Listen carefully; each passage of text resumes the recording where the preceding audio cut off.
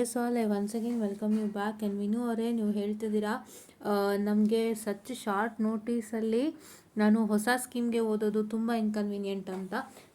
ಏನು ಮಾಡಿದ್ದಾರೆ ಅಂದರೆ ಇವರು ಎಲ್ಲರದ್ದು ಸಿಲೆಬಸ್ನ ಅಳೆದು ತೂಗಿ ನೋಡಿದ್ದಾರೆ. ಈಗ ನೀವು ಹೇಳಿದ್ರಿ 1564 1862 ಅಂತ ಹೇಳಿದ್ದೀರಾ. ಬಟ್ ನನಗೆ ನೀವು ಹಳೆ ಕಾಮೆಂಟ್ ಹಾಕಿದ್ರಲ್ಲ, ಆ ವಿಡಿಯೋ ಡಿಲೀಟ್ ಆಗೋಗಿದೆ. ಆ ವಿಡಿಯೋನಲ್ಲಿ ನೀವು 1864 ಅಂತ ಹೇಳಿದ್ರಿ, ಸೊ 30th ಅಂತ ಹೇಳಿದೆ. ಬಟ್ ಇವಾಗ ನೀವು 1862 ಹೇಳ್ತಾ ಇರೋದ್ರಿಂದ it is 22nd. Okay, fine.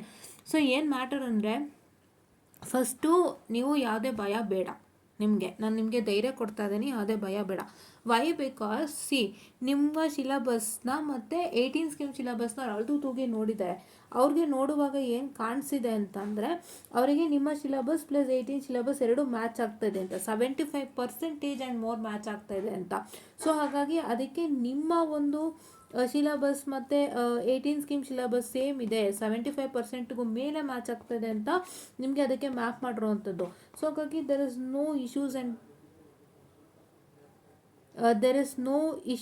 And what I can say studying ಹೊಸ ಸಿಲಬಸ್ ಓದ್ತಾ ಇದ್ದೀನಿ ಅಂತ ದಯವಿಟ್ಟು ಅಂದ್ಕೋಬೇಡಿ.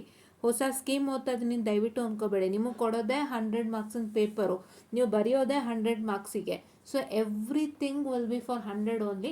ಆ್ಯಂಡ್ ಸಿಲಬಸ್ ಕೂಡ ಸೇಮ್ ಇರುತ್ತೆ, ಭಯ ಬೇಡ, ಆಯಿತಾ? ನಿಮ್ಮ 1564 ಯಾವ ಸಬ್ಜೆಕ್ಟು ಅಂತ ನಾನು ನೋಡಿಕೊಂಡು ಅದಕ್ಕೆ ಸಂಬಂಧಪಟ್ಟಂತೆ ಅಪ್ಡೇಟ್ಸನ್ನು ನಾನು ನಿಮಗೆ ಕೊಡ್ತಾ ಇರ್ತೀನಿ. ಸೊ ದಯವಿಟ್ಟು ನಮ್ಮ ಚಾನಲಲ್ಲಿ ಟಚಲ್ಲಿರಿ. ನಿಮ್ಗೇನು ಅಪ್ಡೇಟ್ಸ್ ಬೇಕು ನಾನು ಕೊಡ್ತಾ ಹೋಗ್ತೀನಿ.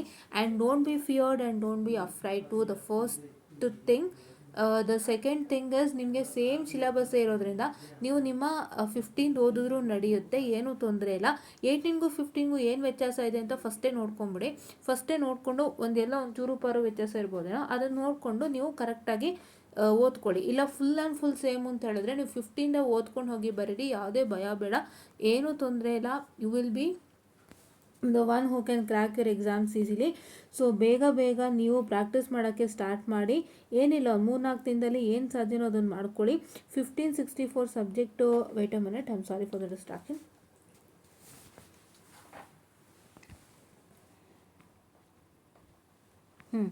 ನಿಮ್ಮದು ಯಾವ ಬ್ರಾಂಚ್ ಅಂತ ನೀವು ಹೇಳಿಲ್ಲದ ಕಾರಣ ನೀವು 1564 ನಿಮ್ಮ ಬ್ರಾಂಚ್ದು 15 EC ಸ್ಕೀಮ್ EC ಆಗಿದೆ, 15 EC 64, CS ಆಗಿದೆ 15 CS 64. ಈ ಥರ ನಿಮ್ಮ ಸಬ್ಜೆಕ್ಟ್ ಕೋಡ್ ಹಾಕಿ ಇಂಪಾರ್ಟೆಂಟ್ ಕ್ವಶನ್ಸು ಮೆಟೀರಿಯಲ್ಸು ಅಂತೆಲ್ಲ ಹಾಕ್ಕೊಂಡು ನೀವು ಅದನ್ನೆಲ್ಲ ಪ್ರಾಕ್ಟೀಸ್ ಮಾಡ್ತಾ ಬನ್ನಿ.